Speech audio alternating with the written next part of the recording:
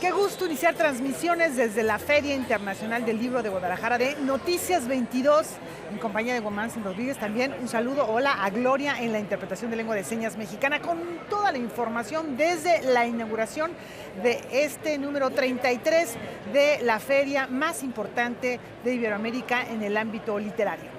Así es, Laura, amigos, bienvenidos a esta transmisión, aunque hemos estado comenzando actividades desde el fin de semana, dado que, como ustedes saben, nosotros cuando venimos aquí generamos programas especiales, Noticias 22 Digital y muchísimos contenidos. Arrancamos ahora en el noticiero y solamente, ¿qué te parece si les damos un guiño de lo que vamos a tener hoy? ¿Quiénes van a estar? Tenemos entrevista con Amin Malouf, también estará aquí en el estudio Alberto Ruiz Sánchez, con nuevo libro. ¿Y qué te parece si damos pie justamente con el inicio de esta Feria del Libro de Guadalajara, como fue la inauguración y el premio a las lenguas romances, el ganador de este premio, David Huerta? La edición 33 de la Feria Internacional del Libro de Guadalajara fue inaugurada en una ceremonia el sábado 30 de noviembre con la presencia de los organizadores, representantes estatales y federales, autores, escritores y de la delegación de la India como país invitado de honor, el primero de ese continente en ser invitado a esta feria. El presidente de la FIL Guadalajara destacó la presencia de los premiados con diversos galardones que se entregarán durante los días de actividades. De igual modo, destacó la herencia cultural del país asiático y lo vinculó a nuestra riqueza nacional en varios ámbitos. No obstante, también habló de los pendientes. Sin embargo, tenemos que lamentar que la educación, particularmente la superior, la ciencia y la cultura, si nos atenemos a indicadores objetivos de rezago, no fueron prioridad en los sexenios anteriores. Esperaríamos que ahora que se despliegan fuertes impulsos transformadores en el país, estos rubros fueran el principal pivote del desarrollo nacional. Compartimos el propósito de llevar la educación superior al mayor número posible de jóvenes y el de brindar apoyos a los sectores más vulnerables. Pero justamente por ello, resulta difícil entender que para efectos prácticos, en el presupuesto federal se recorte el financiamiento a las universidades públicas y se frene su capacidad de crecimiento y mejora de calidad. Cualquier alternativa que no ponga énfasis en la calidad del aprendizaje corre el riesgo de perpetuar la inequidad en lugar de aminorarla. El ministro de Desarrollo Humano de la India, quien encabeza la delegación, también habló del parecido entre su país y México. Bharat और मेक्सिको विश्व के मानचित्र पर एक दूसरे के विपरीत दिशा में है और एक दूसरे से हजारों मील दूर है। इसके बावजूद इन दोनों देशों में काफ़ी समानता है। हमारे जलवायु, जैव विविधता, पारिवारिक व सांस्कृतिक मूल्य इत्यादि में काफ़ी समानताएं हैं। यह भी बहुत महत्वपूर्ण है कि ये दोनों देश प्राचीन सभ्यताओं का प्रतिनिधित्व करते हैं। En esta Feria de los Libros, que durante 33 ediciones se ha consolidado como uno de los eventos editoriales más sólidos en la región de Latinoamérica, su presidente también habló de la política editorial pública. La sola difusión de obras fundamentales de la literatura universal y mexicana, sin la apertura de mayores espacios editoriales a nuevos talentos, pensadores o literatos, corre el riesgo de restringir la posibilidad de acceso a nuevas voces e ideas por parte del público lector, estrechando con ello los beneficios de la lectura. Los empeños ideológicos, explicables en el ámbito de la política y la decisión gubernamental, son lesivos para la integridad, la honestidad y la libertad en el ámbito del arte, la ciencia y la cultura. La encargada de inaugurar esta edición fue la secretaria de Cultura Federal, Alejandra Frausto Guerrero. México vive una transformación social, política y cultural. La primera a profundidad desde el comienzo del siglo XXI. Aspirábamos a una democracia real y hoy podemos gozarla en libertad. La cultura es el terreno de la libertad. Por ello, el proyecto cultural de México, como lo he expresado antes, es radicalmente incluyente y decididamente redistributivo de nuestra riqueza cultural. Me honra dar por declarada la 33ª edición de la Feria Internacional del Libro de Guadalajara. Que sea un gran éxito.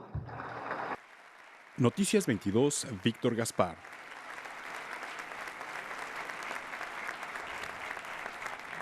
Eso fue la inauguración y aquí les comparto algunos de los libros de David Huerta editados por ERA que habían quedado un poquito en el olvido, habían dejado de editarse y que ahora son reeditados para completar la colección de David Huerta, que tiene como nuevo libro editado precisamente este año. Y él es el merecedor del premio Phil en lenguas romance del 2019. Durante la ceremonia de inauguración de la Feria Internacional del Libro en Guadalajara 2019, fue entregado el premio Phil en lengua romance al poeta mexicano David Huerta. A nombre del jurado, Luz Helena González leyó el dictamen que le adjudica la presea al creador. El ímpetu, la ambición y la fraterna inteligencia de la trayectoria poética de David Huerta sitúan su obra en el centro de toda consideración crítica sobre la lírica hispanoamericana actual. Su dominio y asimilación de las más diversas tradiciones de la modernidad y las vanguardias literarias latinoamericanas y otras lenguas, como la francesa y la estadounidense, sin excluir en periodos más recientes la lectura de la poesía medieval, renacentista y barroca españolas, aunando todo ello y como parte fundamental de su obra, sus incursiones en la traducción la convierten en una ejemplar anomalía que ha problematizado todo discurso poético. David Huerta recibió el premio de manos de la secretaria de Cultura Federal, Alejandra Frausto Guerrero, en representación del presidente de la República Mexicana, Andrés Manuel López Obrador. En su discurso, David Huerta mencionó que es él el primer poeta mexicano distinguido con esta presea en casi 30 años y abundó sobre la tarea poética.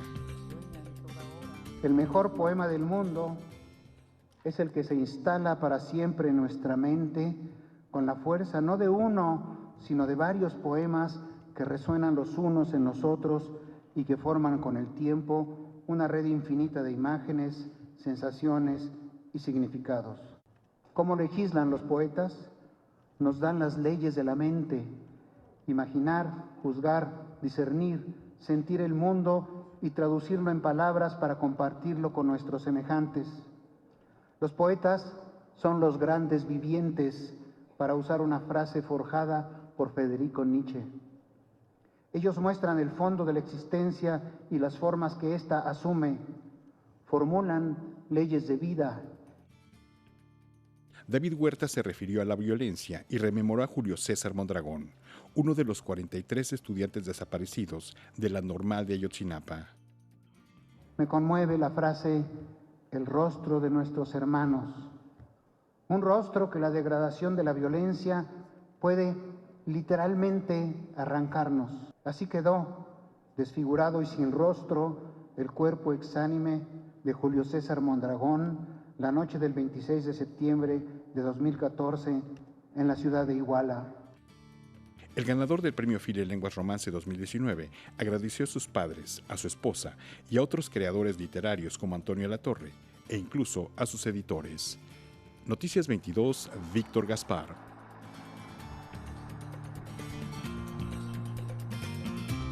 Y con la presencia de la editora Pilar Reyes, la lexicógrafa y comunicadora Laura García y la directora de la feria Marisol Schultz, Mario Vargas Llosa conmemoró 50 años de su obra magistral Conversación en la Catedral.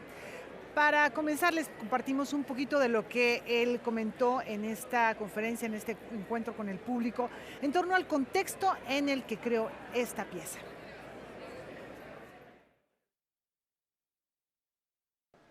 En los años en que yo viví la historia de la novela antes de escribirla, pues prácticamente en toda América Latina, de un confín a otro confín, había sobre todo dictaduras militares.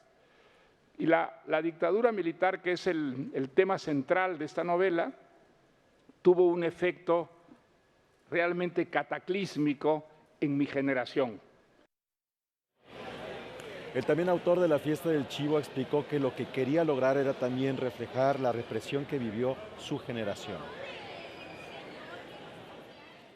La idea que tenía yo era no contar la historia del golpe militar, sino mostrar los efectos que tenía la dictadura en la vida no política del Perú, la manera como esa dictadura afectaba, por ejemplo, la relación en el seno de las familias, cómo la vida profesional de los peruanos se veía también profundamente afectada, corrompida, diríamos, por lo que ocurría en el centro del poder. Y bueno, reconoció que actualmente hay avances desde el punto de vista político y social en América Latina, lo que lo hacen sentirse más optimista que el personaje central de su novela. Y yo, la verdad es que en ciertas épocas de mi vida me he identificado mucho con Zabalita, pero yo soy mucho menos pesimista hoy día con el Perú. Es un país que ha ido orientándose, digamos, en la buena dirección, cada vez más en la buena dirección. Creo que hay una mayoría de peruanos hoy en día a favor de la democracia, a favor de la libertad, a favor de la coexistencia en la diversidad. Bueno, pues qué presencia la de Vargas Llosa va también a darse a través de la presentación de su más reciente libro, Tiempos Recios. Pero bueno, por lo pronto ahí estuvo esta conversación en la catedral.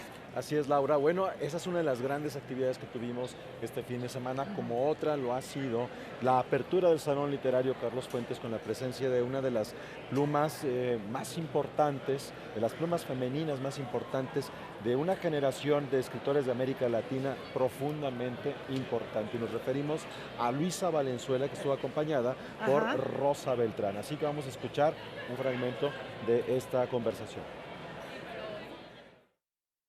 Queda latente la pregunta, ¿cuánto falta para que llegue el presente? La respuesta hoy es estremecedora. Con la posmodernidad en pleno ejercicio, con la proliferación de la posverdad, falsas noticias, el lawfare, llegó un presente que pretendió eternizarse. Fue el llamado fin de la historia, un aquí y ahora de la gratificación inmediata, sin empatía o solidaridad alguna. Clic, me gusta. La también periodista dijo que debemos estar atentos a las nuevas formas de opresión. Démosle libre curso a nuestra capacidad indagatoria, a nuestra curiosidad, nuestro espíritu de rebeldía para enfrentarnos a las fuerzas reaccionarias y dogmáticas que pretenden regir nuestro mundo, que pretenden imponer, y en buena medida imponen, la globalización asimétrica en la que estamos inmersos. Estas nuevas credulidades que llegan al extremo de cambiar gobiernos, convenciendo a los votantes. Hoy es sabido que de esta forma obtuvieron su triunfo Trump, Macri en mi país, Bolsonaro en Brasil. Otro tema fundamental en la obra de Luisa Valenzuela es observar las cosas desde esta su condición femenina. La quinta o sexta o séptima ola del feminismo arrasa hoy como un tsunami. Las mujeres en masa salen a las calles a reclamar por sus derechos en forma pacífica pero contundente, al punto que el cuestionado presidente de Chile las considera un peligro y la policía y los carabineros las reprimen con saña. Alentemos la irreverencia y la transgresión y la diversidad. La literatura nos lo ha enseñado siempre, desde uno u otro lugar. Bueno, y estuvo Silvia Lemus, queridísima compañera de Canal 22, esposa de Carlos Fuentes, ahí para entregarle la medalla Carlos Fuentes, que ha sido recibida con por grandes personalidades como por ejemplo Orhan Pamuk, entre muchos otros. Y ella, bueno, pues muy contenta, con una relación de toda la vida con Silvia Lemus y con Carlos Fuentes, se mostró realmente muy complacida. De hecho, el más nuevo libro de Luisa Valenzuela es un ensayo editado por Alfaguara que cruza miradas y obra de Carlos Fuentes y de Julio Cortázar. Julio Cortázar, sí, y que aquí se puede conseguir, así que bueno, si andan por acá, a buscarlo. ¿Vamos a una pausa? Una pausa, tenemos mucho más.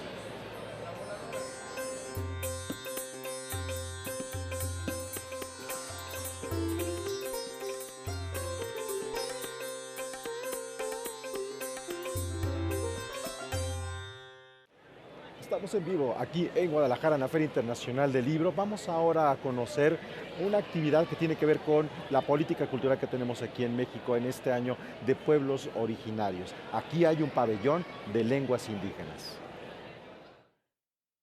El propósito es celebrar la diversidad cultural que somos y nunca habíamos tenido un espacio de esta categoría en la feria más importante de América Latina, en una de las más importantes del mundo. Teníamos que mostrar nuestra riqueza máxima, que son las 68 lenguas que tenemos el orgullo de tener en México. Está este pabellón conformado por distintas disciplinas porque es un acercamiento a las lenguas. Sabemos que pues muchas de ellas o la mayoría no las entendemos, pero podemos escucharlas, podemos imaginar dónde se generan, podemos imaginar si es un sonido de la selva o del desierto, pero en todas las lenguas se construye.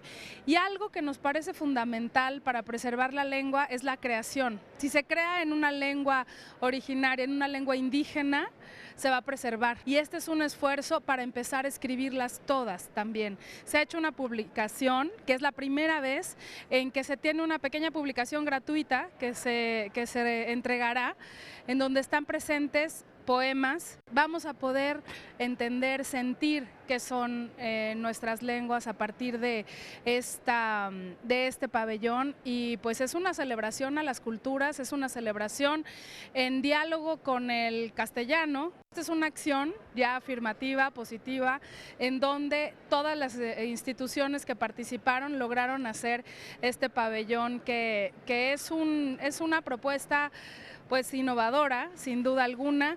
Hay además una sábana en braille. Sabemos que la inclusión es parte de nuestra deuda, es algo que tenemos que tener presente siempre. En cultura nadie debe quedar atrás y esta es una muestra de ello. Estamos felices de haber inaugurado aquí este pabellón. Ya está muy visitado y estoy segura que va a ser de los más exitosos de la feria. Esta es una colaboración última, desgraciadamente, y claro que no última, que hicimos la Secretaría de Cultura con mi papá, con el maestro Francisco Toledo.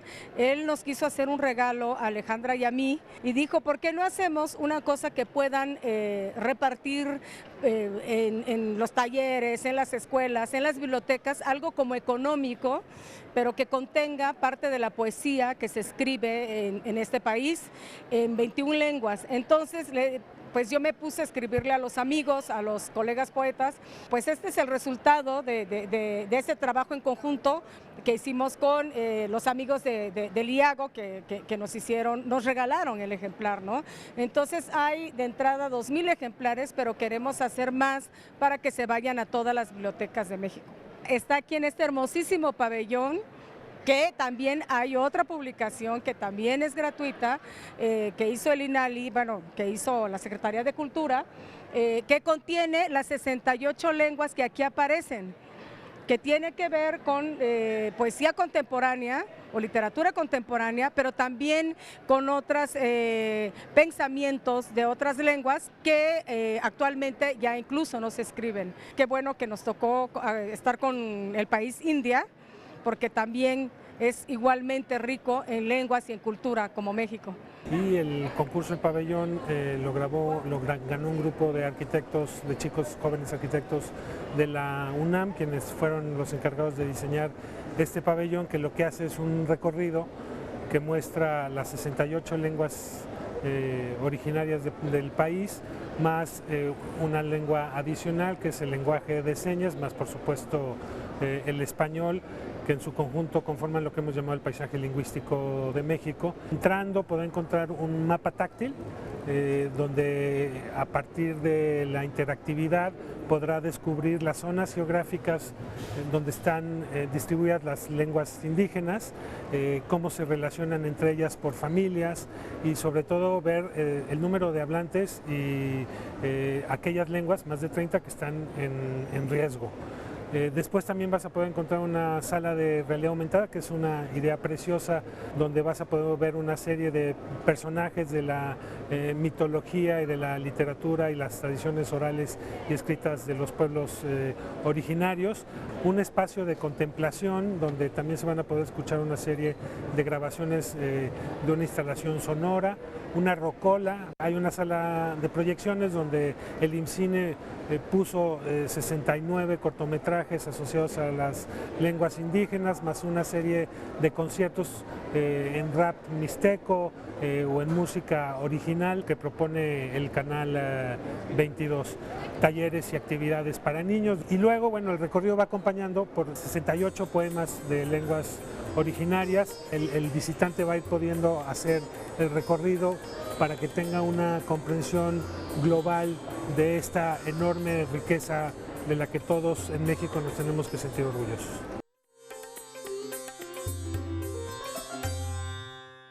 María Fernanda Ampuero, escritora ecuatoriana que radicó en España durante 17 años y que ahora ha regresado a su país por un encargo que tiene que ver con la promoción del libro. Presenta aquí Pelea de Gallos. Bueno, es un libro muy conocido de ella que aborda las relaciones intrafamiliares, qué es lo que se esconde atrás de esas cuatro paredes de una familia, que tiene que ver con relaciones de poder, muchas veces también y desafortunadamente con abusos. Y participa en la mesa Sexo y Mujeres, que es un temazo. De verdad, María Fernanda, qué gusto tenerte por acá. Gracias. Por primera vez en la feria se ha establecido un sitio para asuntos de género, que la gente puede acudir, que las jóvenes, las mujeres pueden manifestar si hay alguna situación que consideren que no se está dando de manera apropiada desde ese punto de vista de género. Para ti, el tema del sexo, del género, es un asunto que está muy presente en tus libros. Sí. Sí, porque creo que es inevitable que hablemos de eso y que además creo que todos deberíamos estar hablando de eso, no solo nosotras, ¿no? Deberíamos estar todos reflexionando en qué hemos fallado como sociedad para que 9 mujeres al día sean asesinadas en México, ¿no? Entonces, creo que la FIL no puede darle la espalda a esto, sobre todo estando aquí, estando en Jalisco. No le puede dar la espalda al feminicidio, no le puede dar la espalda a las violaciones, a las violencias contra las mujeres. Y creo que la FIL también se ha subido un poco al carro del feminismo. Afortunadamente, acaba de presentar Socorro Venegas una colección de rescate de escritoras que nos precedieron, porque no es que nosotras nos hemos inventado nada. Claro. Ellas ya estaban ahí, pero no les dieron su lugar. Entonces sí, estoy muy contenta de que la FIL camine con los tiempos y sepa que hay una exigencia en la sociedad de hablar de ciertos temas, y uno de ellos es el sexo, por supuesto. Bueno, muy oportuno por muchas situaciones que se han dado, como el Me Too recientemente, las protestas en Chile, las protestas en México, en algunos casos de manera más artística, en otros casos de manera quizá mucho más agresiva, más violenta, cuando desde luego la violencia hacia la mujer se da en muy diferentes maneras. Por ejemplo, temas que tú has abordado, temas que seguramente se van a tratar en esta mesa, que son como entre ellos, por ejemplo, iniciación sexual en las mujeres, amor lésbico, siguen siendo temas un tanto tabúes. Pareciera que eso solamente le ocurre a los hombres, incluso en el tema de la homosexualidad, la mujer es relegada y mucho más discriminada que el hombre. Todos estos temas empiezan a destaparse en la literatura hecha por mujeres, no sé si también en la hecha por hombres, pero digamos, en la que hacen las mujeres. Sí, por supuesto, o sea, creo que esta generación ha hecho una ruptura total con los temas de mujeres, entre comillas, de los temas que deben tratar las mujeres, y en verdad creo que muchas escritoras de mi generación lo que estamos haciendo es decir, todo esto, lo que implica ser mujer en este continente, es violencia.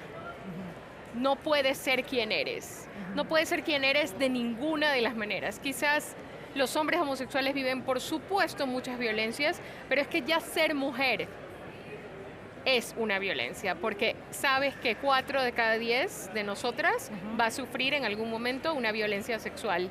Va a sufrir una violación, o va a sufrir un acoso sexual, o va a sufrir una situación que no ha buscado, que solamente le ha ocurrido porque nació siendo mujer. Exacto. Entonces ya es hora de que digamos, hey, ser mujer sin que te pase nada. Si te juegas la lotería del mundo, maravillosa, y no te pasa nunca nada, nadie te acosa en la calle. Ya, que te odies al mirarte al espejo, sin salir de tu casa, que odies lo que eres, que odies tu cuerpo, que odies tus piernas, que odies tu pelo, es violencia. Entonces creo que ya es hora de que hablemos de eso. Ahora, desde el punto de vista de la industria literaria, cuando uno hace una revisión de los premios, de los reconocimientos, de las publicaciones, bueno, es avasallador la manera en la que encontramos la presencia masculina. ¿Sigue habiendo este manejo del poder dentro de la industria de los libros, las traducciones, derechos de autor, publicación? ¿Está cambiando? ¿Tú sientes esto? Espero que sí, yo espero que sí. De hecho, yo le digo a todo el mundo que espero que seamos las últimas mujeres cabreadas, la última generación de mujeres iracundas. Espero que en las próximas generaciones esto no sea ni un debate, esta pregunta no exista, no sea un tema. Pero yo sí siento que pasa esto, y sobre todo, fíjate, y esto sí te dejo una reflexión para ti en tu oficio. A mí me preguntan sobre esto. Yo no sé si aquí se sienta Juan Villoro o aquí se sienta, no sé, voy a decir nombres, Antonio Ortuño, Jorge Volpi, cualquiera de los autores que están aquí, Javier Velasco, y le preguntan sobre esto. Pero en realidad, si 9 mujeres son asesinadas en México, es que hay 9 asesinos. Claro, claro. Entonces es muy grande. Digamos, el problema es muy grande. Y que solo lo estemos hablando las mujeres, solo las mujeres con las mujeres, sobre un tema de que es un tema de asesinatos, de que 9 personas mueren al día asesinadas. Entonces, al final de cuentas, somos seres humanos, somos parte de una misma sociedad. Y bueno, vayan corriendo por Pelea de Gallos de María Fernanda Ampuero. Otro de los temas que aborda también en su literatura es el tema de la migración, que lo conoce de primera mano. De verdad, muchas gracias por estar aquí, María Fernanda Ampuero. Gracias. Y vamos a platicarles acerca de otra presencia que ha llamado muchísimo la atención, la del poeta y activista Javier Sicilia. Vamos con ello.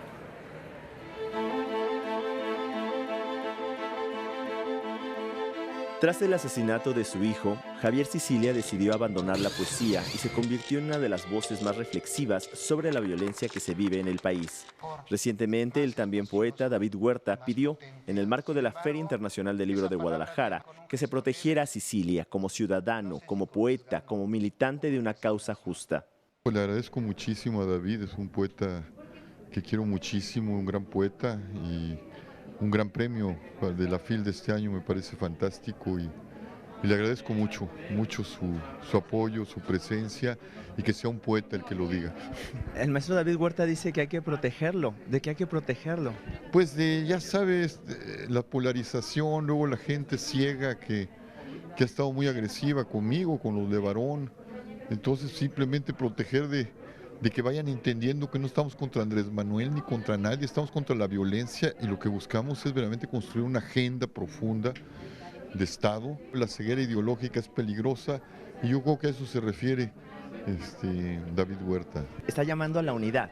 Así es, creo que las clasificaciones, voy a decir una palabra fuerte, pero no encuentro, trasnochadas, que fifí, son un epíteto decimonónico, ¿no? Y chairos y conservadores, ese es otro país, y el país está incendiado, y este es el país de todos, está ensangrentado, y el presidente tiene que llamar a esa unidad. Yo llamo a esa unidad, y la agenda fundamental de esa unidad debe ser la agenda de justicia, paz, verdad y seguridad, y la tenemos que construir entre todos, porque es la patria de todos. Con respecto a la marcha del 1 de diciembre, Javier Sicilia fue muy claro y confirmó una vez más que no conoce el rumbo de ese grupo, e informó que su movimiento realizará una manifestación en el mes de enero del 2020. Yo no me subo a un camión que no sé a dónde va su dirección, ¿no? O sea, a dónde se conduce, creo que está convocado por partidos, creo que esto va a polarizar más y nuestra posición no es la confrontación con nadie, más que con la violencia, ¿no? Y eso es un llamado a la unidad y a que le bajen la confrontación entre ellos, porque están caminados del lado de la violencia, tanto del lado de la 4T como del lado de la oposición y de la cuadriculación que ha hecho del país el presidente, ¿no? Y eso simplemente está llevando a escalar la violencia a un espacio donde no debe escalar. ¿En qué situación estamos en este país ahora? Por desgracia, pues en un país roto, desgarrado, ensangrentado, lleno de temor, lleno de angustia, y pues urge enfrentar eso, ¿no? Y la poesía tiene que ver con eso. La poesía es la voz de la tribu, la poesía llama a la reconstrucción del sentido, la poesía vuelve a insistir en salvar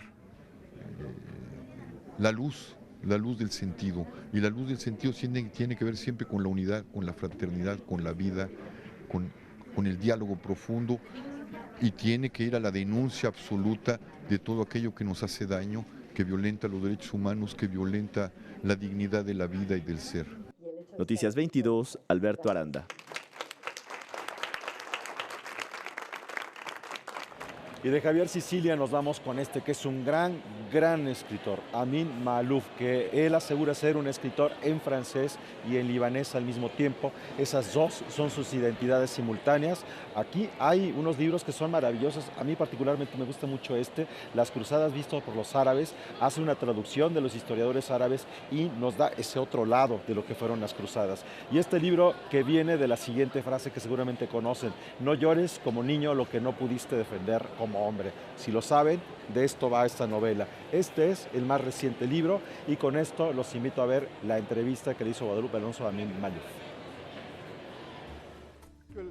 Creo que lo principal que me impulsó a escribir este libro es la preocupación en cuanto al rumbo que tiene el mundo hoy en día. Basta con mirar alrededor de nosotros para saber que el mundo está mal, se siente mal, y a través de este libro quise repasar en memoria los eventos, los acontecimientos de la última década para ver cuándo la humanidad agarró un rumbo desastroso del que vemos hoy en día las consecuencias. Pienso que hay varias señales. Por un lado, si miramos alrededor de nosotros, podemos ver que los dirigentes, los gobernantes, no inspiran confianza en general. No inspiran un gran respeto, una gran admiración. Las grandes instituciones ya no tienen mucha credibilidad. Creo que nadie hoy en día tiene una credibilidad moral. Entonces, tomando los elementos que nos preocupan, por ejemplo, no existe ya ninguna orden internacional en el mundo. Tenemos la impresión que vamos a llegar a una nueva carrera al armamento con consecuencias innumerables. Y el otro asunto importante es el clima.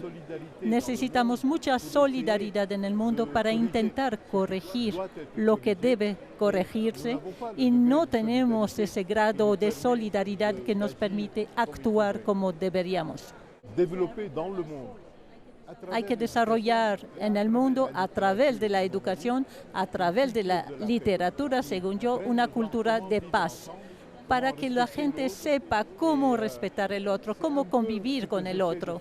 Es lo que intento hacer en mis libros. Hay un mundo que está desapareciendo, hay otro mundo que aparecerá, pero que aún no lo hace. Es cierto que nos encontramos en un periodo entre dos mundos, ¿no? Un periodo donde perdimos un poco el norte. Y es difícil, bueno, es un periodo difícil pero apasionante, porque vemos algo nuevo, podemos contribuir a construir este mundo nuevo, Entonces no hay que lamentarse nada más por lo que desapareció, hay que tener esperanza en lo que viene, cambiarlo, transformarlo. A veces sueño con algo totalmente irrealista, utópico. Pero asumo este sueño porque creo que necesitamos sacudir al mundo con utopías, con sueños de un mundo ideal, aun cuando sabemos que no lo alcanzaremos, pero hay que tomar esta dirección.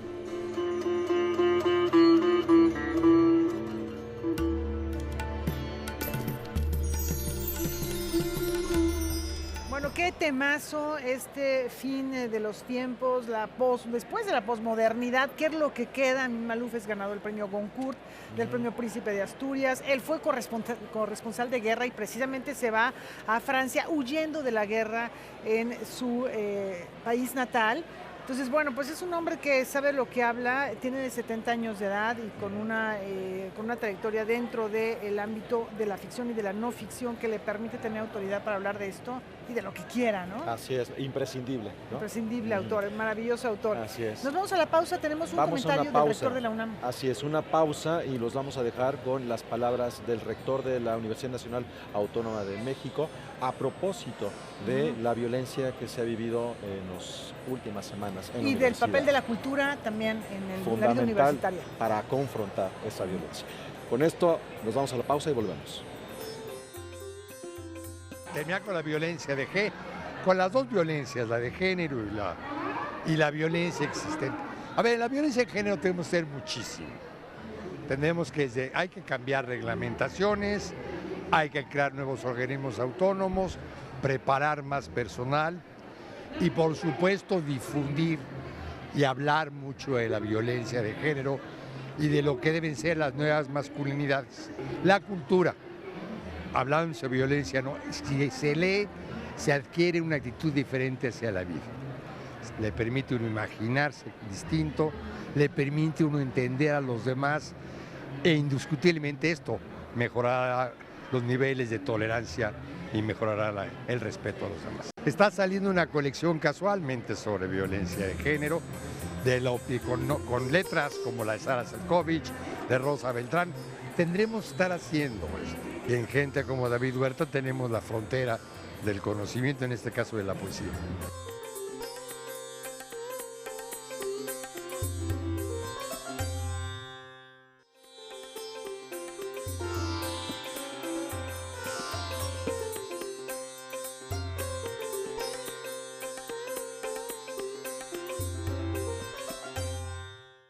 Bien, pues me da mucho gusto aquí en Noticias 22 tener la oportunidad de conversar nuevamente, como siempre, en la FIL de Guadalajara con Alberto Ruiz Sánchez. Alberto, ¿cómo estás? Muy contento de estar contigo y de platicar siempre de los nuevos libros, que además te tomas la precaución de leer y eso se agradece mucho. Y este me gusta mucho, te voy a decir porque, Alberto, el tema de las jacarandas no es nuevo para ti. Y quienes te seguimos en redes sociales desde hace muchos años, siempre estamos esperando la nueva fotografía de la primavera, del florecer de las jacarandas sí.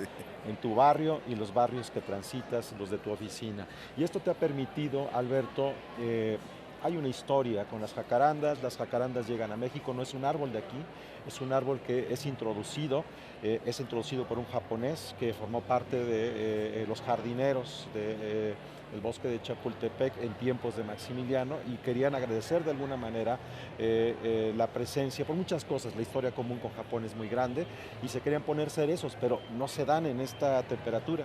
Y encontraron la jacaranda que se ha vuelto un árbol distintivo de nuestras primaveras. ¿Esto te ha inspirado? Y te ha inspirado también poemas como haikus. Sí, y sabes, la observación detenida y constante de las jacarandas se convierte primero en un misterio, ¿no? Porque surgen como una adivinanza, ¿no? ¿Qué hacen aquí? ¿Cómo? ¿Por qué? Llega un momento de esos 2 meses que duran las jacarandas en que hay el piso completamente morado y arriba también está morado porque caen y crecen. Le llaman los días de espejo, ¿no? Y después hay la idea, al final del libro, después de pasar por contar historias, compartir asombros, la idea de que si pusiéramos más atención en las jacarandas, aprendiéramos a cuidarlas mejor, seríamos mejores ciudadanos. Esto me llama la atención, Alberto, porque cuando estás hablando de estos poemas y de este proceso de espejo, también dentro de esta poesía está la inmediatez, lo efímero. Y en eso estás muy cercano a esos haikus en donde está la contemplación por el instante que se vive y se acaba en el justo momento en el que se pronuncia. Sí, y al mismo tiempo hay el elogio del instante y la idea de trascendencia, ¿no? O sea, hay algo que nos comunica mucho de lo que somos. De alguna manera, las flores súbitas y fugaces son como comentario a lo que nosotros somos como humanos, ¿no? En ese sentido, tú que has escrito mucho sobre erotismo, ¿qué hay de erotismo en el instante? Bueno, por supuesto que el erotismo es una afirmación del instante. No buscas más allá de lo que estás preparado a recibir como sorpresa, como asombro, ¿no? El instante y la floración que además va a desaparecer es la idea de que el paraíso sí existe, pero dura un instante, ¿no? Entonces, es una idea erótica completamente. Absolutamente erótica, y además la certeza de que todo lo que podemos hacer es un paraíso perdido. Sí, por supuesto. Cuando estás... pero eso pasa con el amor también. Si tienes una relación con alguien, te ganas el paraíso, pero te lo tienes que volver a ganar al día siguiente, ¿no? ¿Será algo así como Selene, robar la belleza cada vez que se pueda? Más o menos. Pero en el caso de las jacarandas hay además el comienzo de una nueva historia, el comienzo de un nuevo asombro. Cada poema es finalmente una historia contada sobre las jacarandas. Bueno, rápidamente estás hablando de que es como el matsuri, como se le llama a los festivales en japonés, especialmente cuando están los cerezos, es de alguna manera eso, la festividad de que se acaba porque volverá a empezar. Sí, y generosamente Aurelio Aciaín, que fue muy cómplice en internet en toda esta atención a las flores, me regala en la Cuarta de Forros la idea de que finalmente me he dedicado a un ritual del asombro. Perfecto. Y pues, eso es muy, muy bueno para la poesía, ¿no? Bueno, pues agradecemos mucho tu presencia para que nos comentaras algo a propósito de este libro que edita Era sobre tus poesías detonadas por las jacarandas. Alberto, siempre es un gusto verte. Nos estaremos encontrando por aquí en estos días con muchas cosas más. Muchas gracias. Bueno, vamos a hacer una pausa y aquí la Feria del Libro es súper diversa, hay de todo. Así como encontramos estos maravillosos poemas de Alberto, ¿por qué no una guía de viajes que está hecha por uno de los youtubers más importantes de México y que ha causado un revuelo hace unos instantes aquí con todas las personas que lo siguen? Los dejamos con este momento de una conversación que tuvimos y que pueden ver en internet a través de la página de Noticias 22 Digital. Cuando escribes no tienes esa ventaja, entonces tienes que hallar la manera de con palabras describir realmente la sensación, a qué olía, cómo se escuchaban en las calles. O sea, eso es algo muy importante en un viaje, qué se escucha en las calles, ¿no? No es lo mismo estar aquí que estar en Ciudad de México. Los sonidos son diferentes, ¿sabes? Los aromas, el panorama. Entonces, creo que eso también me gustó. O sea, como poder aventurarme en ese rubro y tener la desventaja / ventaja de poder comunicar con palabras.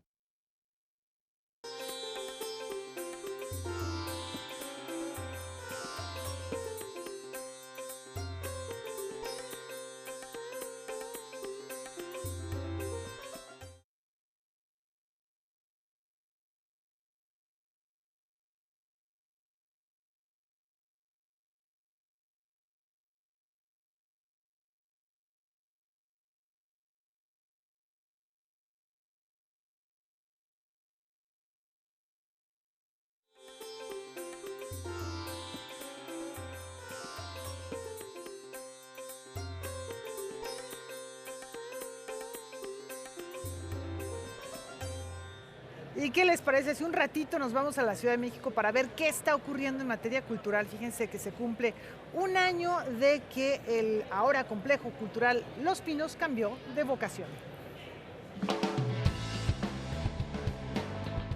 Este domingo se celebró el primer aniversario de la apertura del Complejo Cultural Los Pinos, antiguo epicentro de las decisiones políticas del país, que hoy tiene una vocación distinta: ser un espacio de encuentro artístico y cultural. El momento de abrir las puertas, la reja, fue muy impresionante y pues yo creo que, todos tienen lo suyo, ¿no? Pero el haber abierto con nada de tiempo, Peña Nieto se fue al 20 para las 12 del 30 de noviembre, estuvimos aquí toda la noche buscando y haciendo recorridos y tratando de entender qué íbamos a hacer con la gente. Hoy en día creo que ya entendemos muy bien el espacio y ya hemos abierto prácticamente todo, y creo que ahora también lo emocionante va a ser iniciar ciertas obras para abrir más todavía y para volver esto un espacio público mucho más accesible. Durante sus primeros 12 meses de existencia, Los Pinos ha sido visitado por alrededor de 2.8 millones de personas, quienes han participado en cerca de 1.300 actividades de muy diversa índole. Sus más de 56,000 metros cuadrados de extensión albergan también a dos distinguidos huéspedes: el Fondo Nacional para la Cultura y las Artes y el Sistema Nacional de Fomento Musical. Y justo lo que queremos hacer son algunas intervenciones que permitan mucho más facilidad en el flujo, que ya no sea la calzada abierta y luego adentro, sino que sea todo en conjunto y que puedas caminar desde la Plaza Madero hasta la Casa Miguel Alemán sin ningún tipo de estorbo, y con muchas bancas también para que la gente pueda descansar, que hoy en día no hay. Y también la idea es hacerlo 100% accesible a todo tipo de público. Vamos a activar el estacionamiento. Hay un estacionamiento de 500 lugares que no se puede ocupar porque ahora la calzada es peatonal y la entrada era por ahí. Entonces estamos trabajando con Secretaría de Obras, también dentro del marco de Gran Chapultepec, para hacer unos accesos por Parque Lira y poder usar ese estacionamiento. El programa de Los Pinos Suenan también vendrá muy fuerte, y pues también este año nos sirvió mucho para entender mejor y para saber qué está funcionando, y en ese sentido pues reforzaremos para que sea la mejor experiencia para todos. Para celebrar este primer año se llevó a cabo una jornada de actividades artísticas, talleres, danza, música, teatro y proyecciones de cine. Entre las actividades destacó la puesta en escena Crimen, Pasión y Boleros, que rememora los años de esplendor de las radionovelas, así como el concierto Derribando Muros, a cargo de la Orquesta Escuela Carlos Chávez, en el que se interpretó la cantata Sueños de Arturo Márquez. Para Noticias 22, César H. Meléndez. Bueno, eso es parte de lo que ocurre en la Ciudad de México. También algo que ha sido importante porque conmemora a uno de los medios de comunicación que han abierto la puerta para que exista aquí en nuestro país diferentes canales y estaciones enfocadas a las actividades artísticas y culturales. Es Radio Educación, que está de aniversario, recibe un reconocimiento, y nosotros les compartimos esta conversación con su director.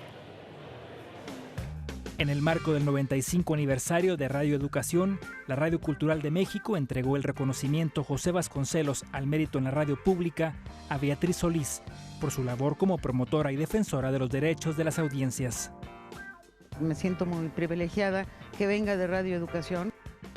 No lo siento como personal, sino es un trabajo colectivo que a lo largo del tiempo hemos venido haciendo muchos colegas, buscando un mejor escenario y modelo de comunicación para el país. Me parece que es fundamental que a los ciudadanos se les tome ya no como un número más en el rating, sino que nos consideren como ciudadanos sujetos de derechos cuando estamos en comunicación con un medio. Asimismo, galardonó con el reconocimiento al fomento y difusión de la música popular mexicana Salvador El Negro Ojeda al músico, compositor, arreglista y productor Ernesto Anaya. He tenido la fortuna de trabajar en diversos proyectos, no solo como invitado músico, sino también haciendo música para radionovelas históricas, haciendo programas especiales, y eso la verdad es que me da una gran satisfacción. Parece que la música como manifestación de una cultura sí se vuelve una herramienta y, como dicen algunos, un arma, como para poder lograr muchísimas cosas que hacen falta en nuestra sociedad. la identidad que nos da el poder compartir música tradicional y música de nuestro propio país, que finalmente eso es lo que nos indica de dónde somos y hacia dónde vamos. En la ceremonia celebrada en el Centro Cultural Los Pinos, además se entregaron reconocimientos a trabajadores de la radiodifusora, así como a la audiencia. Lo que estamos haciendo pues con estas actividades es recordar aquellas primeras transmisiones y por supuesto hacer un reconocimiento a nuestras compañeras, compañeros que han fortalecido esta radio pública. Noticias 22, Omar Vera. ¿Qué tal? Qué gusto saludarlos desde la Feria Internacional del Libro de Guadalajara. Y yo me vine a visitar los libros más raros y más antiguos que van a encontrar en esta feria. Para hablarnos de algunas propuestas que quizás les puedan interesar, se encuentra conmigo César Vargas, quien es librero y justamente forma parte del colectivo de los libreros de la librería de Viejo y de la librería Ítaca. César, muchas gracias por este tiempo y tienes 2 ejemplares muy particulares, muy interesantes. Háblanos de ellos. Sí, mira, rápido, en esta ocasión escogí la novela del Zarco, el Zarco que tiene mucha actualidad porque habla de una novela de Altamirano, su primera edición. Es una novela que habla de bandoleros, y aparte también aquí aparece Juárez como personaje y es una obra pues muy rara, o sea, una obra que es más escasa que incluso que un Pedro Páramo. Es un ejemplar interesante porque el Zarco, si recordamos, se publicó en 1900 y esta edición es de 1901, ¿no es así? Sí, 1901 exactamente, sí es una novela póstuma, pero digamos tuvo todo un impacto que todavía hasta a estas alturas se lee como un clásico en las escuelas, ¿verdad? Y un libro publicado, una edición de 1940, háblanos de este libro. Bueno, este es el libro de García Lorca que como sabemos, los fascistas, él murió en 1936, lo asesinaron y dejó póstumo este libro que se llama El poeta de Nueva York. Es una pieza también muy rara, los coleccionistas la asedian mucho y es una obra que tiene prólogo de Machado y que, digamos, nada más hay unos cuantos ejemplares ahorita. Si quieren visitar estos libros, están en la fila K de la Feria Internacional del Libro de Guadalajara y es muy interesante porque también tienen que traer un buen dinero ahorrado, ¿no es así? ¿Cuánto cuestan aproximadamente estos libros? Pues estamos hablando de un libro que puede costar 10,000 pesos, por ejemplo el de García Lorca, y del Zarco, pues digamos 15,000 pesos, un precio mínimo porque en internet se vende hasta en 40,000 pesos. Muchísimas gracias, César. Nosotros vamos a seguir visitando los pasillos de esta feria maravillosa. Yo regreso cámaras con Laura y con Güemansi. Ay, pues Karen, nos dejaste pero sorprendidísimos. Estoy viendo, haciendo cuentas, viendo los ahorritos que tiene uno para ver si es posible llevarse alguno de estos ejemplares de colección. Y además con un prólogo de José Bergamín, el de Poeta en Nueva York. Qué maravilla de libro. Bueno, pues llegamos al final de nuestra primera emisión aquí en la Feria Internacional del Libro de Guadalajara. Laura, queremos invitarlos, recordarles que pueden descargar en su teléfono nuestra aplicación Noticias 22 Digital para que vean el noticiero en donde se encuentren y ahí puedan tener, además de eso, acceso a los diversos contenidos que hacemos, no solamente en Guadalajara, siempre, todo el tiempo en Noticias 22. Desde luego mañana nos vemos aquí nuevamente a las 8 de la noche y efectivamente sigan nuestras redes sociales para que tengan muchos otros contenidos. Muy buenas noches, gracias.